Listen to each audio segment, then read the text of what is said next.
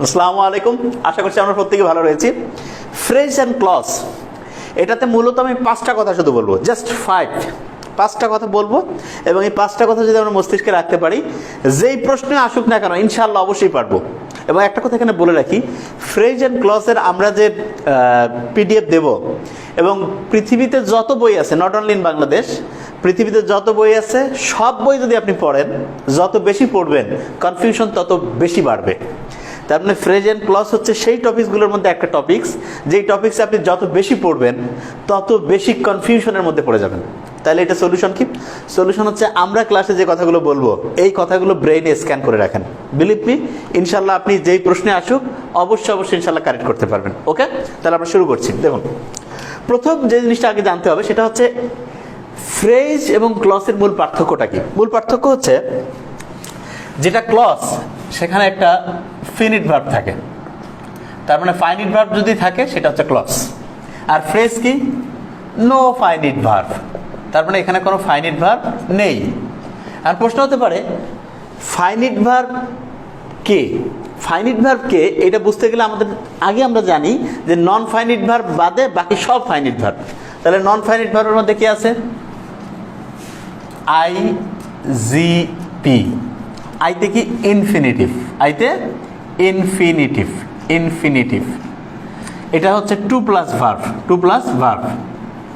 যেটা হচ্ছে জিরান্ড, জিরান্ড, জিরান্ড কি? ভার্ব প্লাস আইএনজি, যেটা নাউনের মতো কাজ করে। পিতে কি? পার্টিসিপল।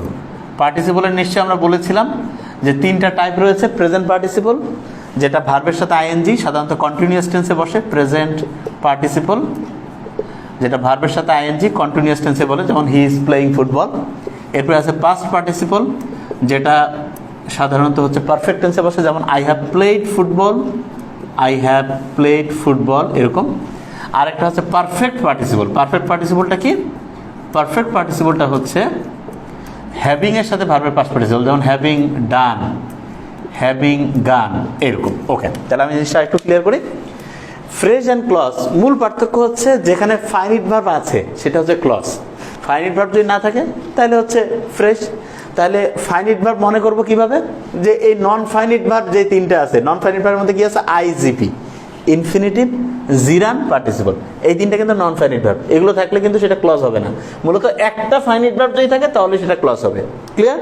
তাহলে একটা যদি ফাইনিট ভার্ব আমি খুঁজে পাই সেটা ক্লজ, কোনো ফাইনিট ভার্ব নাই, নন ফাইনিট থাক আর অন্য যাই থাক সেটা অবশ্যই ফ্রেজ। এইটুকু আগে আমাদের মাথায় রাখতে হবে। ওকে, এখন 1 নাম্বার কথার পরে 3টা কথা খুব দামি, যে 3টা কথা এখন বলবো, আর শেষে আরেকটা ফাইনাল কথা বলবো। এখন যে 3টা কথা বলছি খুব ঠান্ডা মাথায় বুঝতে হবে, খুবই ঠান্ডা মাথায়। বইয়ে আপনি যা কিছু পড়েন সব ভুলে যান, আমি যেটা বলছি খুব ঠান্ডা মাথায় বুঝুন। ফ্রেজ অ্যান্ড ক্লজে একটা জায়গার নিচে দাগ দেওয়া থাকে। আমি সরাসরি এক্সাম্পলে চলে যাব, তাহলে হচ্ছে যে বুঝতে আরো ইজি হবে ইনশাল্লাহ। এটুকু আমার মনে হয় প্রত্যেকে বুঝে ফেলেছি। আমি সরাসরি এক্সাম্পলের মধ্যে চলে যাব। ওকে, আমি যদি এরকম একটা উদাহরণ লিখি, to read news paper is a good habit, is a good habit. To read news পেপারের নিচে দাগ দেওয়া আছে। প্রথম কাজ হচ্ছে এটা ফ্রেশ না ক্লজ? আচ্ছা, টু রিড নিউজ পেপার, দেখে বলতে পারবে to read, to plus verb, to plus verb কি? ইনফিনিটিভ। এটা কি ফাইনিট ভার্ব? না, এটা নন ফাইনিট। তাহলে এই টু রিড নিউজ পেপার যে জায়গায় দাগ দেওয়া আছে, এই দাগ দেওয়া অংশের মধ্যে কি কোনো ফাইনিট ভার্ব আছে? নাই। তাহলে ফাইনিট ভার্ব থাকলে ক্লজ, না থাকলে কি? এটা অবশ্যই একটা ফ্রেজ, অবশ্যই ফ্রেজ। ওকে, আচ্ছা, এখন এইটা কোন ফ্রেজ এইটা আমরা চিহ্নিত করব।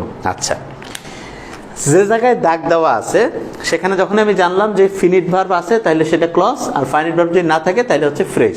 আচ্ছা, এখন যে কাজটা করতে হবে সেটা হচ্ছে এটা কোন ফ্রেজ বা ক্লজ কিভাবে বের করব।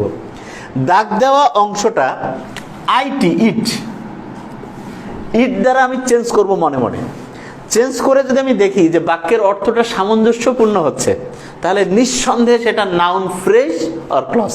তাহলে আমি যদি বলি to read news paper is a good habit, এই অংশটাকে ইট দ্বারা চেঞ্জ করলে কি হচ্ছে? It is a good habit.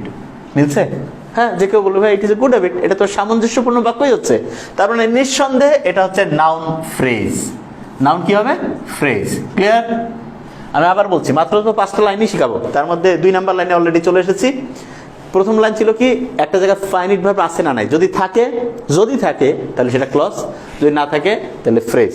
Finite verb হচ্ছে নন ফাইনিট ভার্ব বাদে যেগুলো আছে। নন ফাইনিট কোনটা? আইজিপি, আইতে ইনফিনিটিভ, টু প্লাস ভার্ব, জিতে জিরান ভার্ব প্লাস আইএনজি যেটা নাউনের কাজ করে, পিতে পার্টিসিপল, তিন রকমের, প্রেজেন্ট পার্টিসিপল যেটা ভার্ব প্লাস আইএনজি সাধারণত কন্টিনিউয়াস টেন্সে থাকে, অ্যাডজেক্টিভের মতো কাজ করে, পাস্ট পার্টিসিপল যেটা পারফেক্ট টেন্সে বসে এটাও সাধারণত অ্যাডজেক্টিভের কাজ করে, আর একটা হচ্ছে পারফেক্ট পার্টিসিপল, পাস্ট পার্টিসিপল, আর একটা কি পারফেক্ট পার্টিসিপলকে হ্যাভিং এর পরে ভার্বের পাস্ট পার্টিসিপল। ওকে, এখন তাহলে যে জায়গায় আমি বলেছিলাম দাগ দেওয়া অঙ্কটা যদি আইটি দ্বারা চেঞ্জ করার পর অর্থ যদি মিলে যায়, সামঞ্জস্যপূর্ণ হয়, তাহলে সেটা নাউন, ফ্রেজ অর ক্লজ হবে। ওকে, এখন এটার আরেকটা উদাহরণের মধ্যে আমরা যেতে পারি। হ্যাঁ, আরেকটা উদাহরণ কি,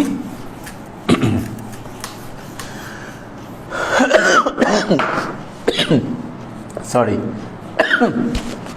that he is honest is known to all. আচ্ছা, that he is honest, এটা নিচে দাগ দেওয়া আছে, is known to all. Sorry, okay, এখন যে জায়গায় দাগ দেওয়া আছে এই দাগ দেওয়া অংশের মধ্যে ফাইনিট ভার্ব আছে কিনা, যে কেউ বলবে যে হ্যাঁ অবশ্যই ফাইনিট ভার্ব আছে, সেটা হচ্ছে ইস। যদি ফাইনিট ভার্ব থাকে তাহলে এটা কি হবে? অবশ্যই একটা ক্লজ। আচ্ছা, প্রশ্ন হচ্ছে এটা কি ক্লজ? যে জায়গায় দাগ দেওয়া আছে এই অংশটাকে আমি আইটি দ্বারা চেঞ্জ করবো। দেখি আমি চেঞ্জ করলে কি হয়, it is known to all. সামঞ্জস্যপূর্ণ বাক্য না? অবশ্যই, তাহলে এটা হচ্ছে নাউন ক্লজ। কি ক্লজ? Noun clause. আচ্ছা, আমি আবার বলছি, কেননা পড়া খুবই ভালোভাবে মাথায় আনবো ইনশাল্লাহ। যে জায়গায় দাগ দেওয়া আছে সেই দাগ দেওয়া অংশটা আইটির দ্বারা যদি মিলে যায় তাহলে সেটা হচ্ছে নাউন, ফ্রেজ আর ক্লজ। আচ্ছা, এখন এর পরের জিনিসটা কিভাবে শিখবো সেটা শেখার জন্য একটা বুদ্ধি আছে, বুদ্ধিটাকে আমি আগে বলি।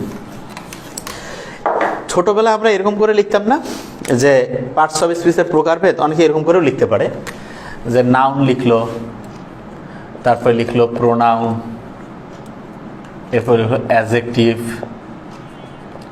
তারপরে লিখলো ভার্ব, তারপরে লিখলো অ্যাডভার্ব, এরপরে যা আছে থাক। ওকে, এখন আমরা যে 8টা পার্টস অফ স্পিচ পড়েছি, এখানে একটা কথা বলে রাখি, যেই পার্টস অফ স্পিচের মতো যেই ফ্রেজ বা ক্লজ কাজ করে সেই অংশটা সেই ফ্রেজ আর ক্লজ হয়। তার মানে নাউনের মতো যেই ফ্রেজ কাজ করে সেটা নাউন ফ্রেজ, যে ক্লজ নাউনের মতো কাজ করে সেটা নাউন ক্লজ, একইভাবে যেটা অ্যাডজেক্টিভের মতো কাজ করে সেটা অ্যাডজেক্টিভ ফ্রেজ আর ক্লজ। কিন্তু প্রোনাউন বলে কোনো ফ্রেজ আর ক্লজ নেই, তাহলে প্রোনাউন বলে যেহেতু নেই এটাকে আমি ইচ্ছা করে মুছে দিলাম। ওকে, এখন দেখুন সবচেয়ে ইম্পর্টেন্ট জায়গা, সবচেয়ে ইম্পর্টেন্ট হচ্ছে এই যে সেটা নাউন, অ্যাডজেক্টিভ আর অ্যাডভার্ব, এই তিনটা, আর ভার্বটা এখানে আছে। কেন আছে সেটা আমি এখনই বলছি, তাহলে জিনিসটা ইনশাল্লাহ মাথায় চলে আসবে। আমি একটা উদাহরণ দেখাবো, তাহলে আমার মনে হয় বুঝতে কারো সমস্যা হবে না। আচ্ছা, the book which I bought was lost. The book which I bought was lost. আচ্ছা, বা এখানে ওয়াসের জায়গায় ইসও থাকতে পারে, সমস্যা নেই। which I bought is lost. ওকে, লক্ষ্য করুন এই which I bought এর নিচে দাগ দেওয়া আছে। যে জায়গায় দাগ দেওয়া আছে আপনি তার ডানে এবং বামে তাকাবেন। আচ্ছা, তার ডানে কি আছে? বলবে যে ভাইয়া যে এখানে তার ডানে আছে ইজ একটা কি, দেখেও বলবে ভাই এটা একটা তো হচ্ছে ভার্ব। ওকে, ভার্ব। আচ্ছা, দি বুক, এই বুক অংশটা, দি বুক, এই বুক এটা কি, দেখে বলবে ভাই নাউন। আচ্ছা, এবার আমি যে উপরের লাইনটা দেখেছি এইটা আপনি একটু দেখেন, এটা খুব ইন্টারেস্টিং জিনিস। নাউন এবং ভার্ব, নাউন এবং ভার্ব এর মাঝখানে কি আছে? যে কেউ বলবে ভাই এটা তো অ্যাডজেক্টিভ, 100% এটা হচ্ছে অ্যাডজেক্টিভ, ফ্রেজ আর ক্লজ আছে অ্যাডজেক্টিভ। আর ফ্রেজ না ক্লজ সেটা আমি দেখাচ্ছি। হুইচ আই বট, এই বটটা এটা হচ্ছে ফিনিট ভার্ব, কারণ নন ফিনিটের যে তিনটা ছিল তার মধ্যে আইজিপি, ইনফিনিটিভ, জেনারেল পার্টিসিপল তো না, তারপরে এটা অ্যাডজেক্টিভ ক্লজ। ক্লিয়ার? তার মানে যে জায়গায় দাগ দেওয়া আছে তার ডানে এবং বামে আমি তাকাবো, তাকিয়ে জাস্ট দেখবো যে কি আছে, আর ওই ছোট্টবেলার ওই লেখাটা নাউন, প্রোনাউন তো বাদ, অ্যাডজেক্টিভ, ভার্ব, অ্যাডভার্ব। ওকে, আমার মনে হয় বুঝতে পেরেছি একটু। আচ্ছা, আমি